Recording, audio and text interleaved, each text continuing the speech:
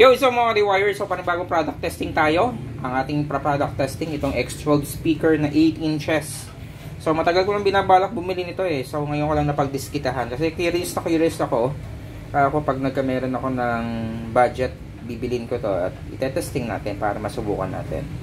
So para sa product link nito, ilalagay ko na lang sa comment section at saka dyan sa description. Kung sakaling magustuhan nyo yung tunog sa ating gagawing pag-testing.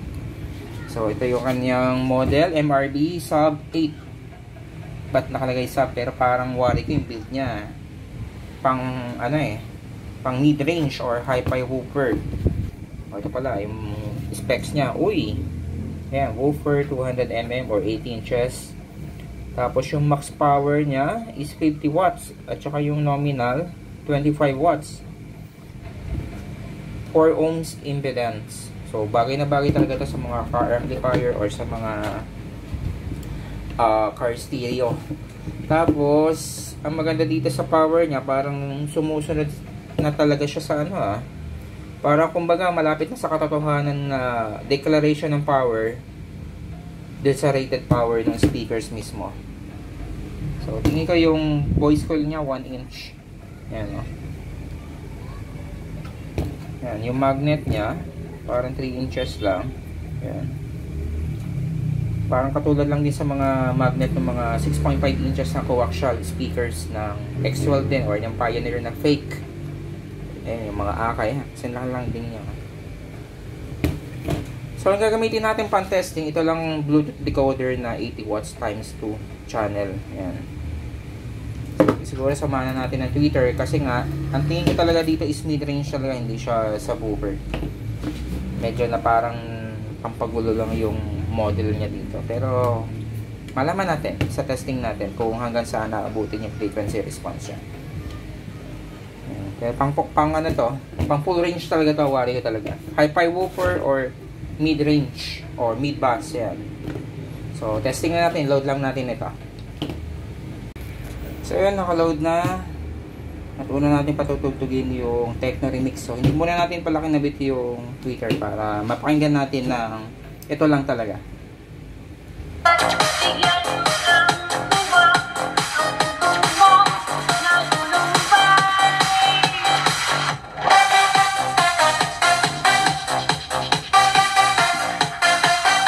So yun, ayos naman kahit pa paano. So subukan natin sa acapella para madinig natin yung sigaw niya. Hindi tayo makapagpatugtog nung pang love song na buo ang tunog eh, yung merong instrumental at saka yung kanta, baka makaka-copyright tayo. Kaya acapella na lang para sure ball na hindi tayo makaka-copyright. So na, ito na yung ating acapella song. Heart does go on.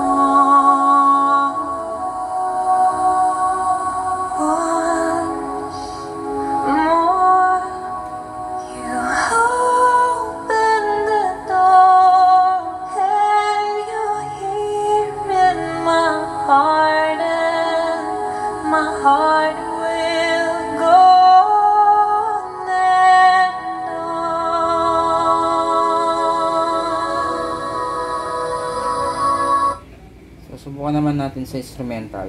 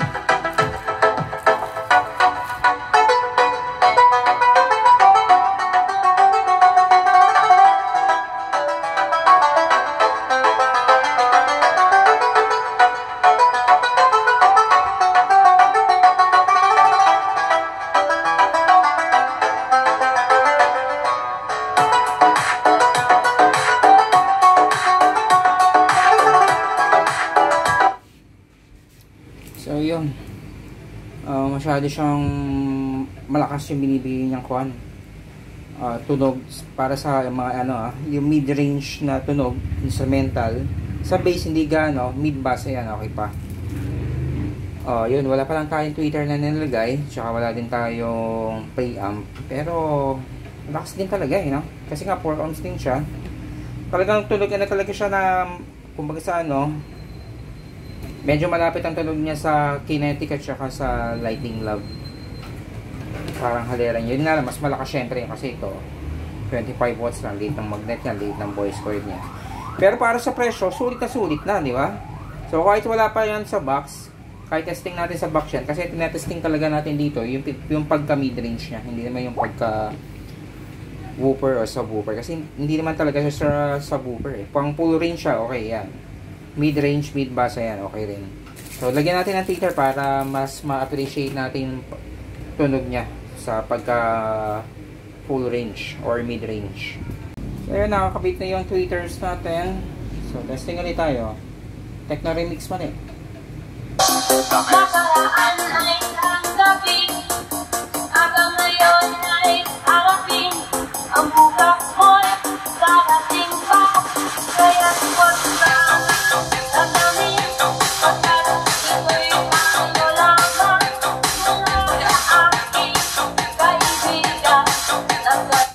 So reggae naman tayo para ma-instrumental din.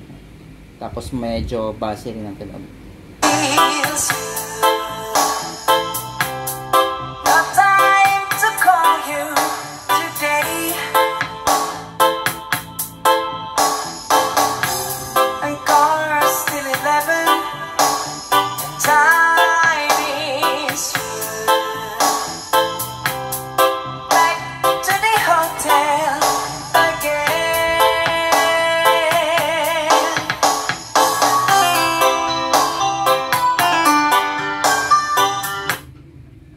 Mga ka-D-Wires, na dinig nyo naman, no? Talagang para sa presyo nito, masasabi ko na talagang sulit na.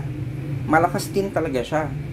Hindi siya yung tulad ng ibang coaxial speakers na nahuhuli yung boses o nahuhuli yung sigaw. Ito okay eh. Tingnan mo.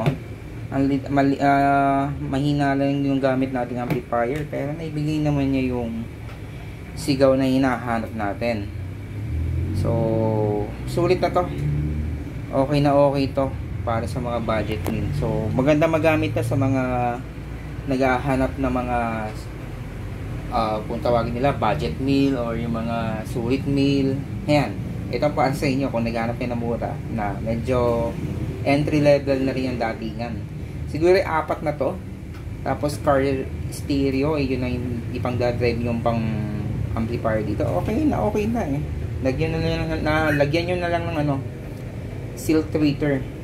Kasi itong dome na plastic, parang mas bagay, tingin ko mas babagay, aakma sa kanya silk tweeter para mas lumambing-lambing yung pagkatunog niya. Medyo maalingaw yung tunog niya, pero napakalayo dun sa ibang mid-range na talagang yung alingaw-ngaw ng tunog is masakit sa tenga sobra. Ito medyo mild lang, na kasing tunugan lang din talaga ng Kinetic at saka ng Lightning Love. So ayun mga D-Wires, salamat sa pagtutok. At abangan nyo, lahat talaga ng mga binablog natin, ilalagay natin sa mga tamang enclosure box yan. Gagawa tayo ng iba't ibang klase ng Bluetooth speaker project. Or ano man basta. Abangan nyo na lang. So sa mga bagong viewers, please subscribe and pakiclick na rin bell button para maging updated kayo. So salamat sa patuloy niyong pagtutok.